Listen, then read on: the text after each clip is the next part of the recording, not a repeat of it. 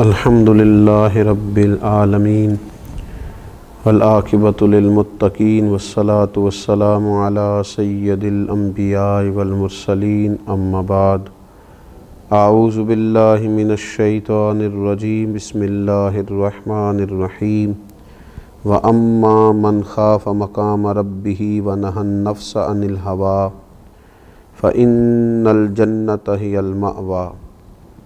صدق اللہ العظیم ان اللہ وملائکتہ یصلون علی النبی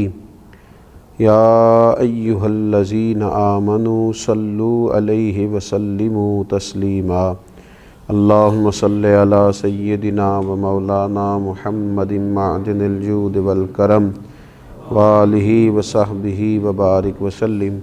حمد و صلاۃ کے بعد اللہ تبارک و تعالیٰ نے انسان کو اس کی جائز خواہشات کو جائز طریقے سے پورا کرنے کی نہ صرف اجازت دی ہے بلکہ اس کی تعریف بھی فرمائی ہے اور ایسے کاموں پر اجر کا بھی اعلان فرمایا ہے۔ اگر کوئی شخص جائز کمائی کماتا ہے، جائز ذرائع رزق کمانے کے حاصل کرتا ہے تو اس کی تعریف کی گئی ہے۔ کوئی نکاح کرتا ہے تو اس کی اسلام نے نہ صرف یہ کہ تعریف کی بلکہ اس کی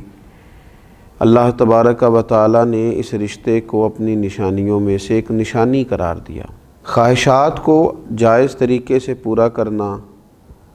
اور جائز طریقے سے اپنی ضروریات کا حصول کرنا، دین اس کی بہت زیادہ سپورٹ کرتا ہے اور ایسے لوگوں کی تعریف کرتا ہے اور ایسے لوگوں کی حمایت کرتا ہے۔ لیکن جائز ناجائز کی پرواہ کیے بغیر اپنے نفس کی ہر خواہش کو پورا کرنا، یہ اتباع نفس کہلاتا ہے، یہ بندگی نفس کہلاتا ہے، اتباع خواہشات کہلاتا ہے۔ بہت سارے لوگ ایسے ہوتے ہیں کہ وہ اپنی لذات کے حصول کے لیے بغیر کوئی پرواہ کیے، بغیر کسی چیز کو جانچے، بغیر حلال و حرام کی تمیز کیے وہ دوڑے چلے جاتے ہیں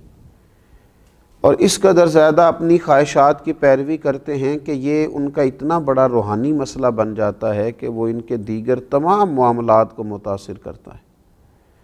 جب وہ اپنے نفس کی بیجا خواہشات کی تکمیل کرتے ہیں تو عبادت کی لذت ان سے رخصت ہو جاتی ہے، تلاوت قرآن مجید کا ذوق ان سے چلا جاتا ہے، اللہ تبارک و تعالیٰ کی راہ میں خرچ کر کے جو انہیں قلبی اطمینان حاصل ہونا ہوتا ہے وہ ان سے رخصت ہو جاتا ہے۔ دوسروں پر اثار کر کے جو انہوں نے اپنی روح کو تازگی دینا ہوتی تھی وہ سارا کچھ اپنے اوپر ہی وہ صرف کرتے ہیں۔ تو یہ خواہشات کے پیچھے لگ جانا، ایک خواہش کے بعد دوسری خواہش، دوسری کے بعد تیسری خواہش، کھانے کی خواہش، پینے کی خواہش، اچھے سے اچھا لباس پہننے کی خواہش، یہ خواہشات ہیں جو انسان کو لذات میں مبتلا کر دیتی۔ اور نبی اکرم صلی اللہ تعالیٰ علیہ وآلہ وسلم نے فرمایا، اللہ تبارک و تعالیٰ نے دوزخ کو خواہشات سے ڈھانپ دیا اور جنت کو مشکلات سے ڈھانپ دیا۔ جو چیزیں ظاہری طور پر تھوڑی انسان کے لیے مشکل محسوس ہوتی ہیں وہی تو رستہ ہے جو اسے جنت میں لے جائے گا۔ میں کہہ چکا ہوں کہ جائز طریقے سے اپنی خواہش کو پورا کرنا یہ برا نہیں ہے، یہ مذموم نہیں ہے، اس کی مذمت نہیں کی گئی، لیکن جائز ناجائز کی پرواہ کیے بغیر اور ہر وقت کوئی نہ کوئی نئی سے نئی خواہش پیدا کرنا، ہمارے صوفیاء کرام فرماتے ہیں نفس ایک بچے کی طرح ہے، اگر تم اس کی ایک خواہش پوری کرو گے تو یہ دوسری کا مطالبہ کرے گا، دوسری پوری کرو گے تو تیسری کا مطالبہ کرے گا، یہاں تک کہ اس کی عادت بگڑ جائے گی،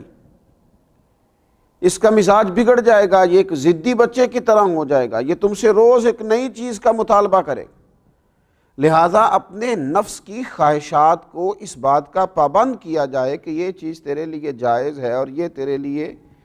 ناجائز ہے، اور جائز چیزوں کو بھی استعمال کرنے کی حد بیان کی گئی۔ کھانا آپ کو کھانا ہے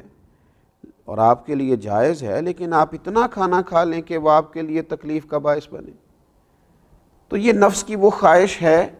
جو اگرچہ جائز طریقے سے پوری کی گئی لیکن وہ تکلیف کا باعث بنی۔ آپ کو سونا ہے، آرام کرنا ہے، لیکن آپ اس طرح سوئیں کہ آپ کی نماز کا وقت ہی اس میں سے گزر جائے،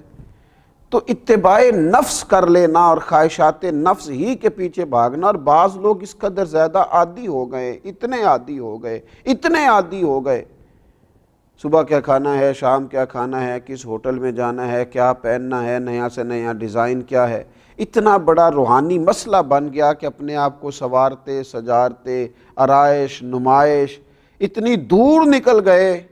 حلال اور حرام کی تمیز چھوڑ دی۔ اللہ کریم نے قرآن مجید میں ایک مقام پہ فرمایا، کچھ لوگ تو ایسے ہیں جنہوں نے اپنے نفس کی خواہش کو خدا بنا لیا۔